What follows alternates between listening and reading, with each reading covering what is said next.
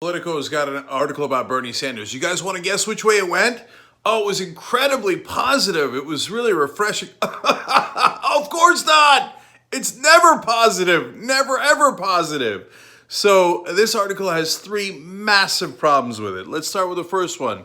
As AOC and others have pointed out, as far as anti-Semitic tropes goes, this is a really bad one. These are the same guys who feigned outrage and concern about Ilhan Omar's comments. They put Bernie Sanders next to a money tree, the first major Jewish presidential candidate. Here, let me show you the first picture. Okay, you see that? That is a literal money tree next to him. And the article talks about how he's cheap and has secret millions. In fact, the title is The Secret of Bernie's Millions. So wait, by the way, if you're going to do anti-Semitic tropes, pick one. Is he cheap, or is he a guy who spends way too much money because he's got these secret millions of dollars?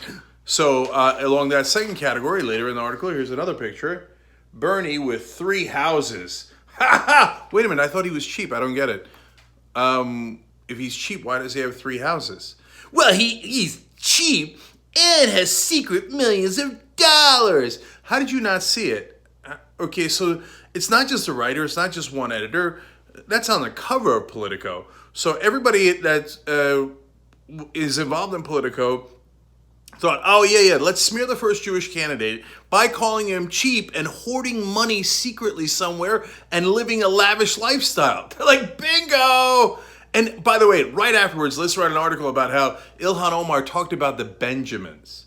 I believe those were Benjamins in the money tree behind him. All right, so that's actually the least problematic of the 3 terrible problems. It's a huge problem, but let's move on to number 2.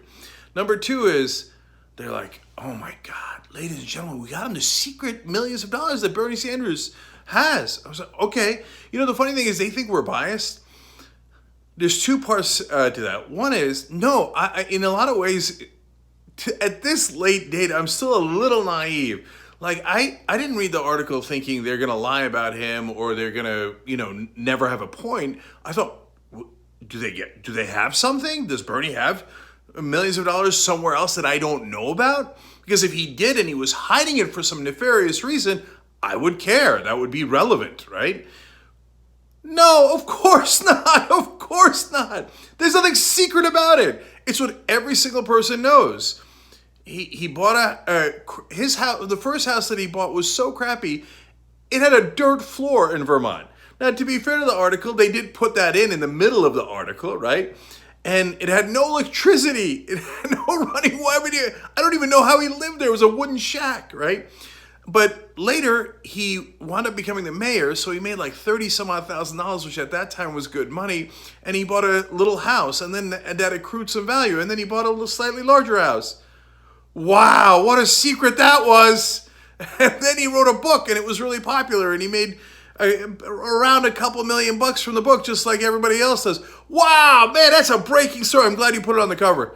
Wow, that is an expose. I take back everything I ever said about the mainstream media. Okay, now why is that a big problem? Because they sell it like it's nefarious. The secret millions of Bernie Sanders. And people don't read the whole article. And even if they did read the whole article, it's littered with innuendo about like, oh yeah, he talked about the millionaires and the billionaires controlling government. Now he's a millionaire. It's a one smear after another, after another, after another. And then this gets to the second point about their bias. When we say, hey, could you not do that? They're like, oh, you guys are so biased. You guys are so biased. And why do you attack us, the poor mainstream media? No. We are counter-attacking. You're the one who smeared the guy all over your paper, and everybody in Washington gleefully shared it. Ha ha ha ha! Bernie's a millionaire. We got him. Okay, which leads to the most important point, the third point. Did you? What did you get him on? I waited the whole article for the point. Because you see, if he uses millions then to fight against progressive policies, I would say, oh my God, that's terrible. I'm glad you told me that, because then I'll go find a real progressive, right? If he was hypocritical in any way, shape, or form with that wealth, he was actually giving campaign donations and wanted to control other politicians, well, that would be super relevant. But you read the whole article, nothing Nothing. There's no point to it at all other than to say that, haha, he wrote a book and he now has over $1 million. No, you knuckleheads. So you think you cover politics? Is that what you think? You think you know politics? You don't know anything. No, Bernie Sanders fights against millionaires and billionaires controlling our government. He doesn't fight against them so that they don't exist. Show me one sentence of Bernie Sanders ever saying there shouldn't be any millionaires. He's never said that. He's not going to say that. That's a preposterous thing to say. Referring to millionaires, there's a lot of millionaires in the country. He never said they shouldn't exist. No progressive ever said millionaires shouldn't exist. That's crazy. No, we said they shouldn't buy our government. They shouldn't be allowed to buy our government. They shouldn't drive income inequality because they're giving campaign donations and independent expenditures. That's the whole point. If you didn't understand that critique, you don't know anything about politics. Did you think that he was just saying that there shouldn't be any millionaires? In which case you're incredibly shallow. Please retire immediately because you never bother to listen to the second sentence. Or do you know that what his real critique is, but you're pretending that he's just blanket against millionaires and now saying, ha, he's a millionaire, in which case you'd be actively and purposefully smearing him. So which one is it? This is what Politico does. This is what the mainstream media does every day. And then they put a media blockade on all progressives and say, you're not allowed to respond.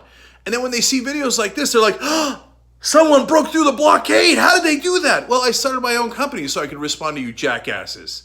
And we call it hashtag Homo Progressives. We don't hide our perspective, and we're tied to our audience. I know you hate that idea. You're tied to Lockheed Martin, Raytheon, Pfizer, and all the guys who give you the advertisements that go in Politico so that you can smear progressives, do a media blockade, never allow our point of view, and then when we actually correct you and we actually have facts, unlike you to correct it and understand politics, you get all offended and you go, oh, that's it. You see, this is why we can't have progressives on, because they will not bend a knee. They will not bow their head. Well, what, you have conservatives on all the time? Yeah, but they don't challenge Lockheed Martin or Pfizer or ExxonMobil. So those guys are all actually inside the club. The only people not allowed inside the club is Bernie Sanders and progressives just like him. So when he runs, we're going to rig the election better than any Russian can, better than the DNC can. We're going to make sure that we smear progressives for the entirety of the whole election season in mass and not let you respond. And then go, what? Where's the rigging of the elections? This is it. We're right in the middle of it. Politico, if you don't understand that, you're trying not to understand it or you're not very bright.